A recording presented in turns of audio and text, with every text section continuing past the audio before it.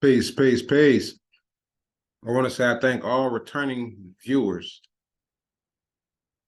You took out your time. This isn't your first time, not your second time. You returned. You like the content. So I want to say I thank you. This is your first time coming to the channel. Thank you. Hopefully you like what you see. I'm always going to give you something you're going to be able to learn from. Get your pen and paper. Matter of fact, subscribe to the channel if you haven't subscribed. Hit that button. I'm going to wait on you.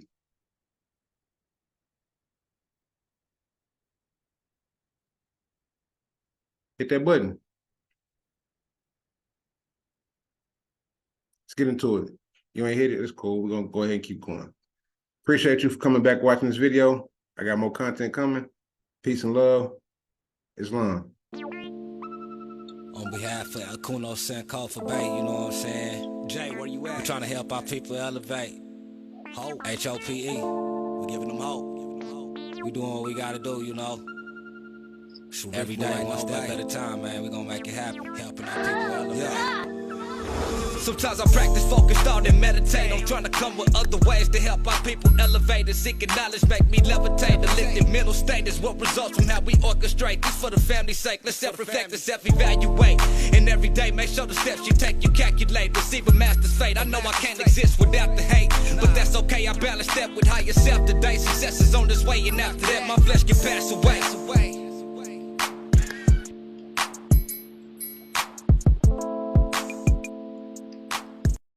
All right, peace, family. So we back with another one.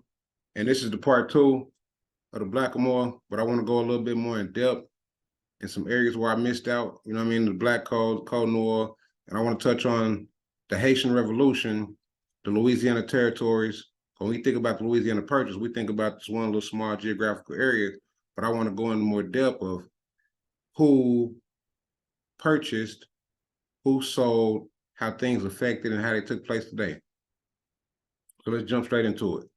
We're going to start with the Code Noir of 1685, which I touched on that in the first Black-a-Moor, Who We Were video that I did. And so the Code Noir of 1685 is when the French were attacking the Caribbeans. And it required that slaves be clothed and fed and taken care of when sick, and prohibited slaves from owning property, and stated that they had no legal capacity. It also governed their marriages, their burials, their punishment, and the conditions they had to meet in order to gain their freedom. And also, in 1724, French adopted these codes in the United States, what we call today the United States. Let me correct myself when I say that, because at that time it was not called the United States. But it was France in charge of the Louisiana Purchase. And so these codes were established in 1724 on this soil here, in those areas that we're going to go into of this Louisiana Purchase.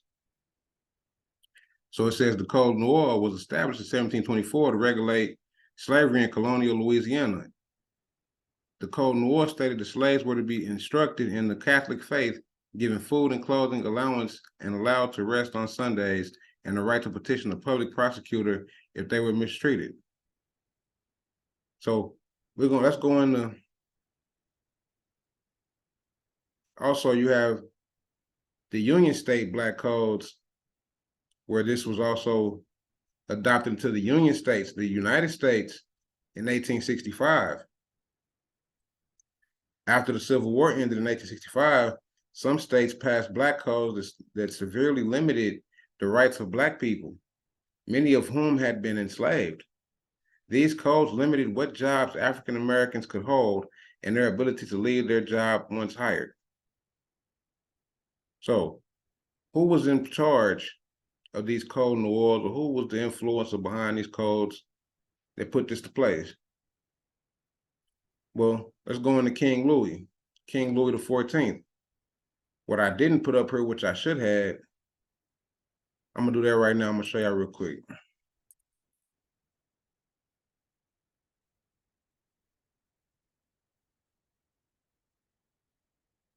Now, King Louis was the king of France.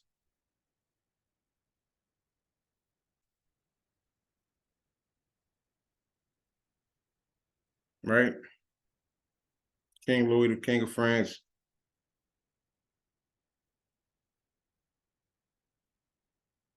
(1638, 1715).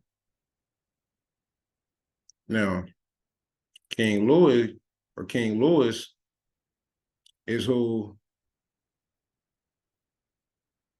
Louisiana is named after. Now we're gonna go into, as I said, the Code Noir took place against the Caribbeans. This was the enslavement of the Haitians and the Caribbeans.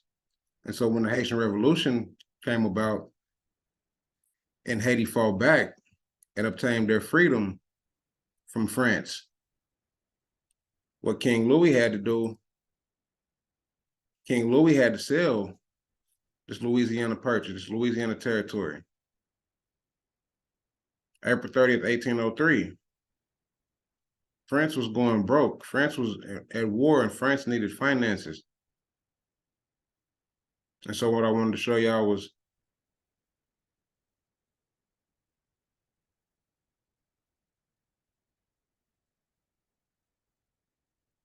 where we at with it. This Treaty of Fontainebleau of 1762. The treaty followed the last battle of France in the Indian War in North America. This is important. Why is this important? Because here, why did France give Louisiana to Spain? It was compensation for its losses and its incentives to stand with France during peace negotiations. France was starting to fall. So France needed finance, France needed help. So what France did was April 30th, 1803, the United States purchased 820,000 square miles of land west of Mississippi for $15 million. They had to help their French.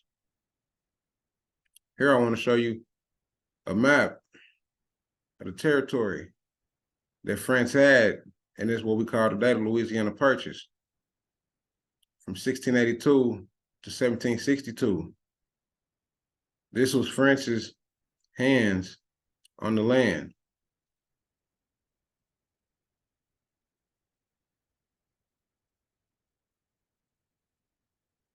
Again, King Louis the XIV, 1643, 1715. His Majesty King Louis is who owned this land during this time frame. So what I want to show y'all,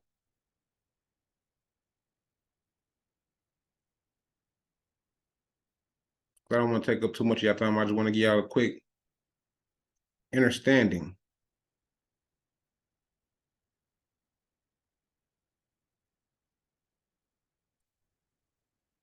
Now, which states, see this map, belonged to France in 1682 to 1762. It belonged to France 1762. And they gave it to Spain in 1762. The Louisiana Territory. And then the United States bought it. But what were those, or what became today as we call states? Louisiana, Arkansas, Missouri, Iowa, Oklahoma, Kansas, Nebraska, North Dakota, South Dakota, parts of Minnesota, New Mexico, Wyoming, Montana, Colorado. As a result of this treaty, the nations doubled in size, adding territory that will become the states of, as I just said, Louisiana, Arkansas, Missouri, Iowa, Oklahoma, Kansas, Nebraska, North Dakota, South Dakota, and parts of Minnesota, New Mexico, Montana, Wyoming, and Colorado. And so,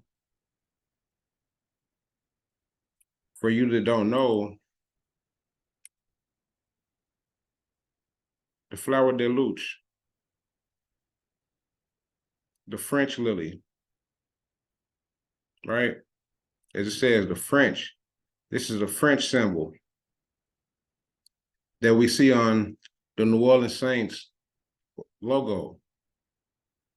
Well, this symbol was used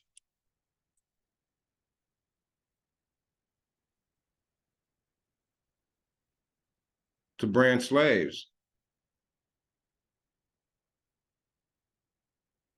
Slaves were branded with the flower de luce when being punished for escaping or stealing food.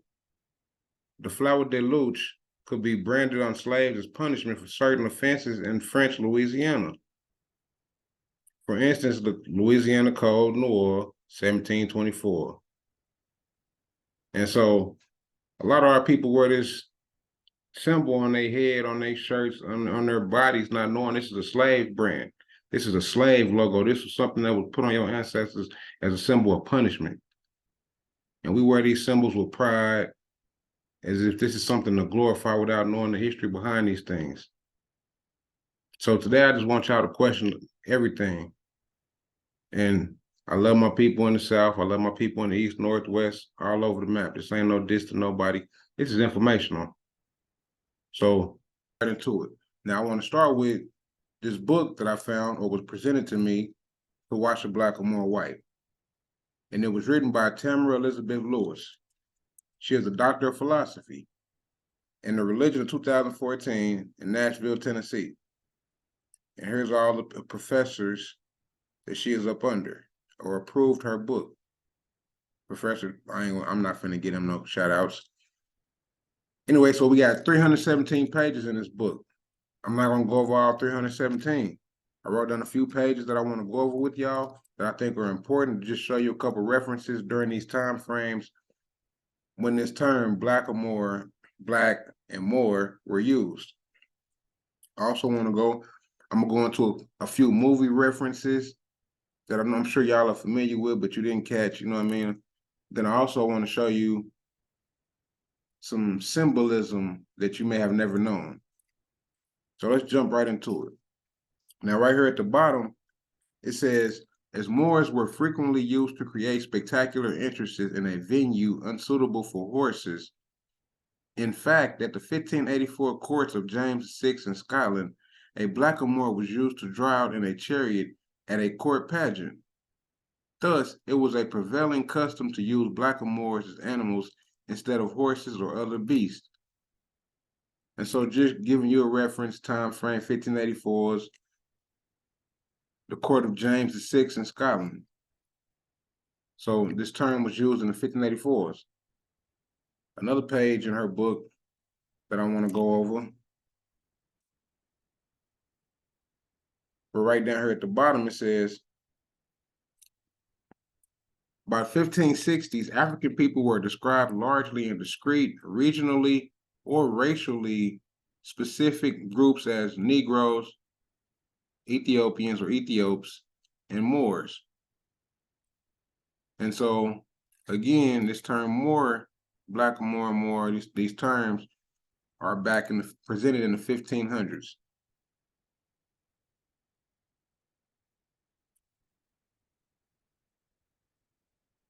This here is chapter 2 of her book.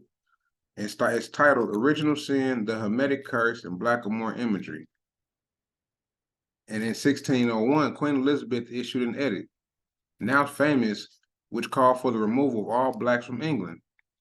Since this well-documented edit was listed as a draft at the time, unlike royal proclamations, it was probably never made public. However, the edit's language about niggers and black-a-Moors does make a symbolic statement about the late 16th century English conceptions of blackness. And so it's showing you the negativity of how they felt about the dark-skinned people during the late 16th century. Next page, page 50.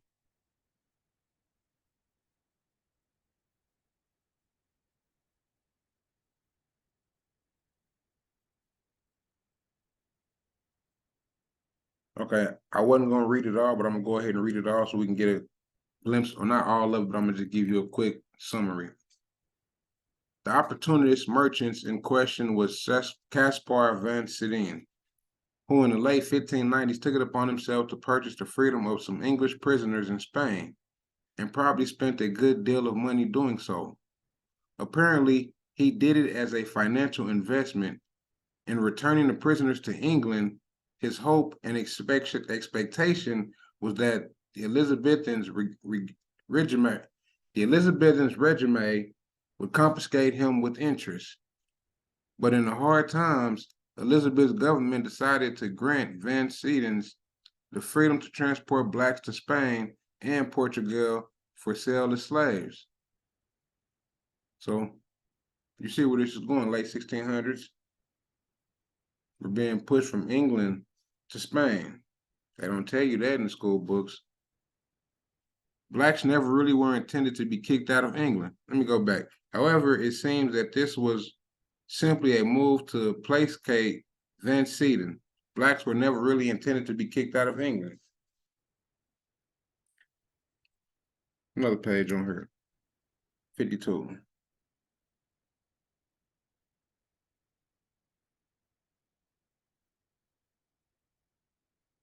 What was it on 52? That, okay, right here. Let's go from the top. Leo Africanus. Now, those who know, most places where they were conquered, they were renamed after their conqueror. And so those were Africanus. So Leo Africanus, right? Which it says here, Africanus, generalizations of all Blacks, Africans, and especially credibility among Europeans because of his own background. Although he was Andalusian, his family immigrated to Fez, Morocco when Africanus was very young due to the Spanish Reconquista of Ferdinand and Isabella in the early 1490s. 1492, King Ferdinand and Queen Isabella and the Intercartera Divina, or the Papa Bull. I have the documents. I'll show them in this video. You'll see as I'm talking about it. Let's go into the next subject. But you see okay, so this even 1490, this Fez, Morocco. I mean, even just the whole essence, Moors, Morocco, black-a-Moor, 1500s, 1600s. Let's go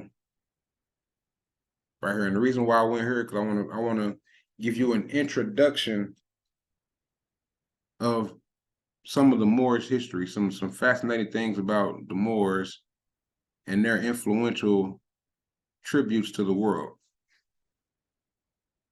But how the Queen, okay, following the expulsions of many Moors, as well as other Muslims and Jews from the Iberian Peninsula by Manuel I of Portugal in 1496, and Ferdinand V and Isabella I of Spain in 1502, the Intercartera Divina, as I was explaining to y'all, some Moors migrated to other parts of Europe at the same time.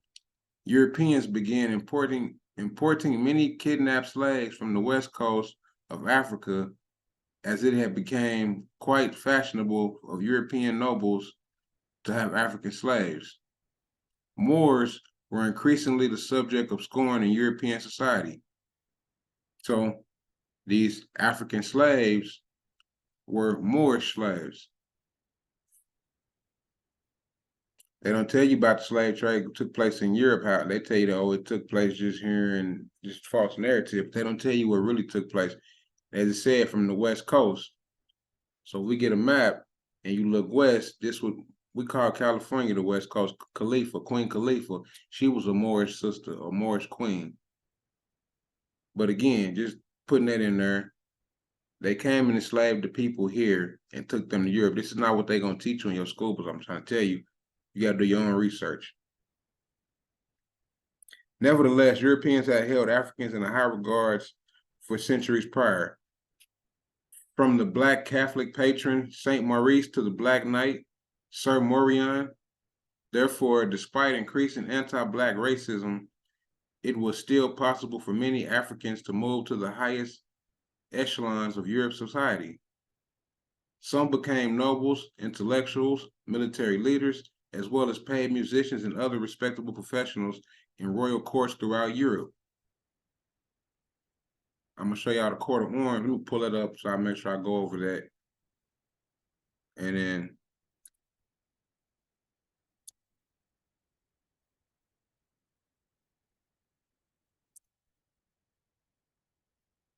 we'll go back here, and then once we're done, I'll show y'all the coat of arms. But okay, so yeah, some became noble. Okay, they became so numerous in England that Queen Elizabeth I issued a warrant July 1596 and a proclamation January 1601 by which she expelled all black-a-Moors from England. And we just went over that in this book about her writing that letter to expel all blacks from England. But as you see here in this portrait, this is a portrait of a Moorish woman by a student of the school of Pablo Veronese in Venice in 1550. So this painting was drew out in the 1500s of what a Moorish sister looks like, what a Moorish woman would look like.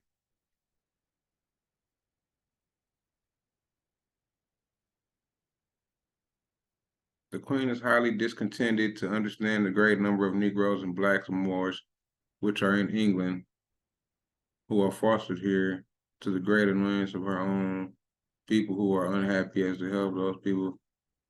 They ain't talking about nothing. But all right, so Bow, this is what took place from 1496, 1502, the conquering of our people, the defeating.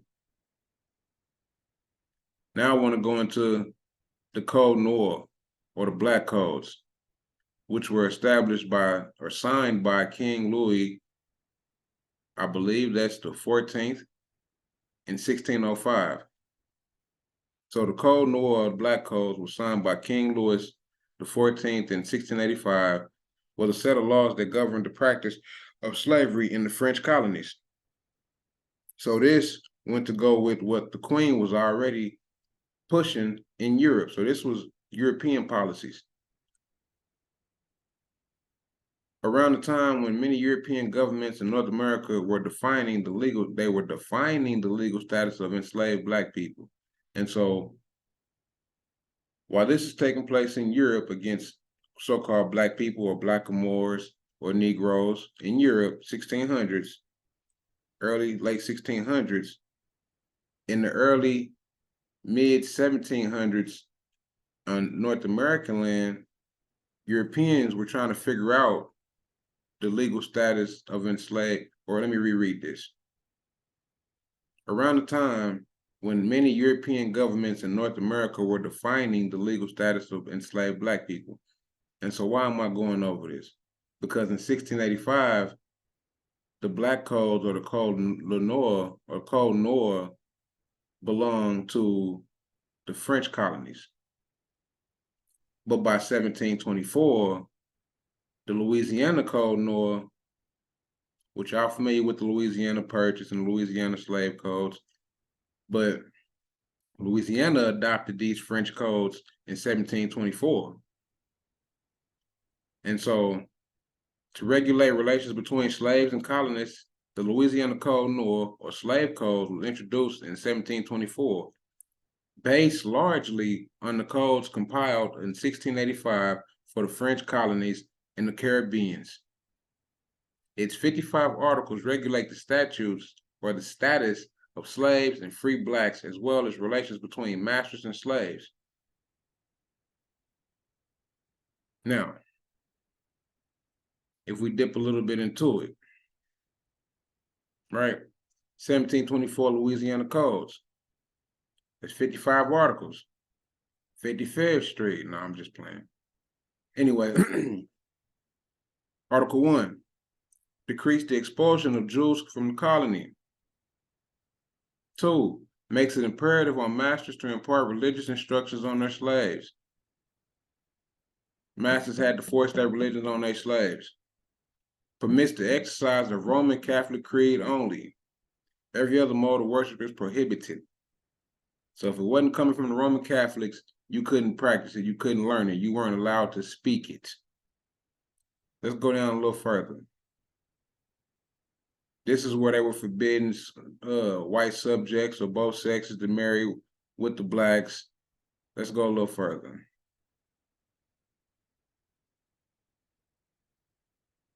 Children issued from the marriage of slaves shall follow the conditions of their parents, and shall belong to the masters of the wife and not of the husband. If the husband and wife have different masters. So this is where we'll get to that later.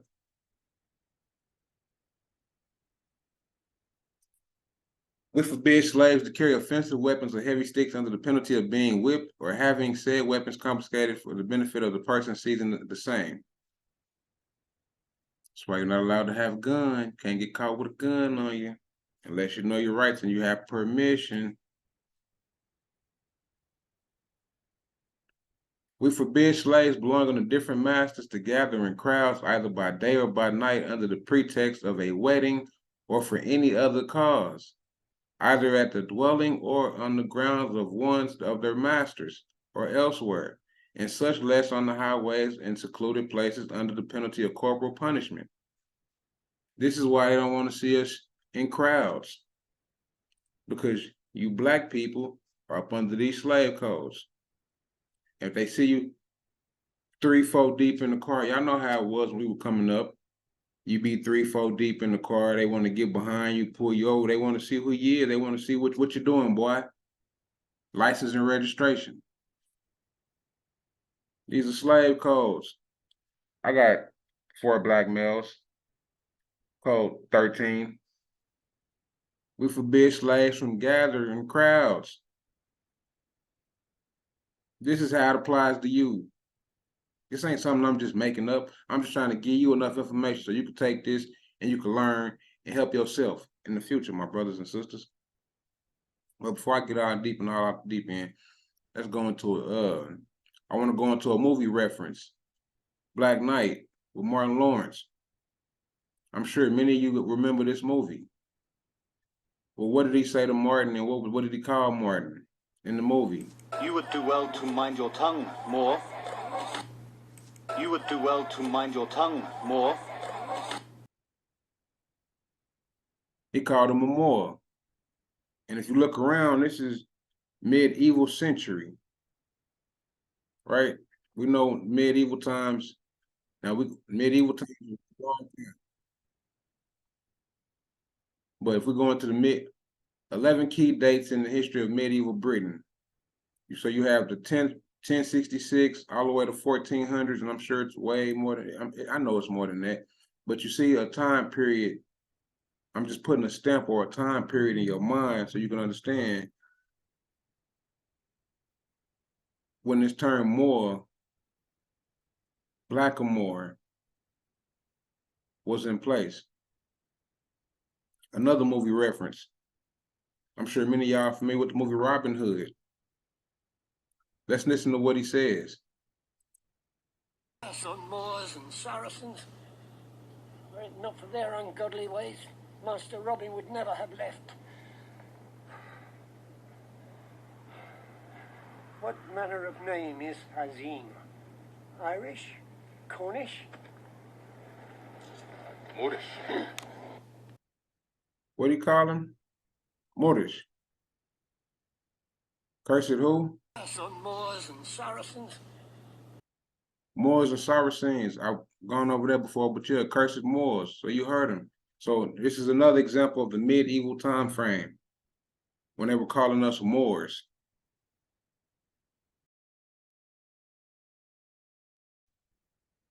And so hopefully this was able to break down the Louisiana Purchase, the black-a-Moor.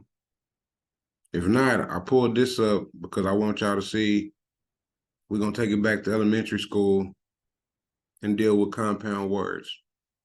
Because if you haven't gotten by now, black-a-Moor is a compound word. And so what is a compound word?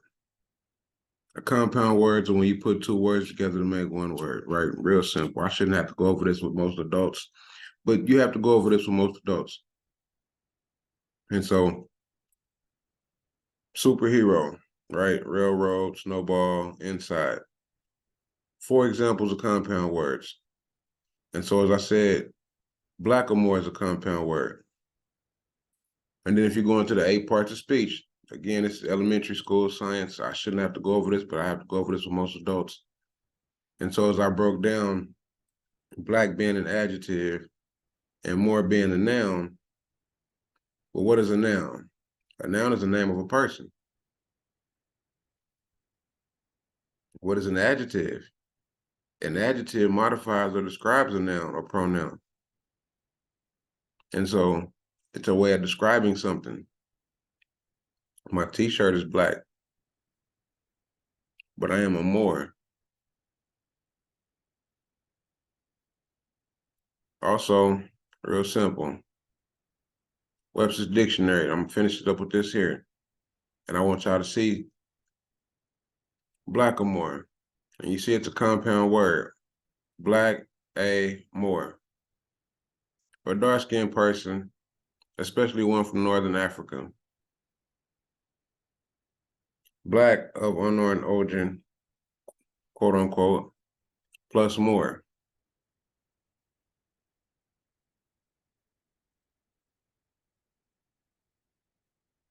Moor. A member of a traditionally Muslim people of mixed Berber and Arab ancestry, now living chiefly in Northwest Africa. One of the Muslims who invaded Spain in the 8th century and established a civilization in Andalusia and lasted until the 15th century. It says it comes from the Middle English word Moor, from Old French, from medieval Latin, morus, from Latin morus, Mauritanian, from Greek moros. And so that's the etymology of the term, or the word. But again, I want to say peace and love, family. I'll be seeing y'all on the next one. Don't forget to hit that subscribe button if you're not subscribed to the platform already. If you are subscribed, I appreciate you. If you made it all the way through this video, I appreciate you. Hopefully you obtained something while watching this video. Peace and love.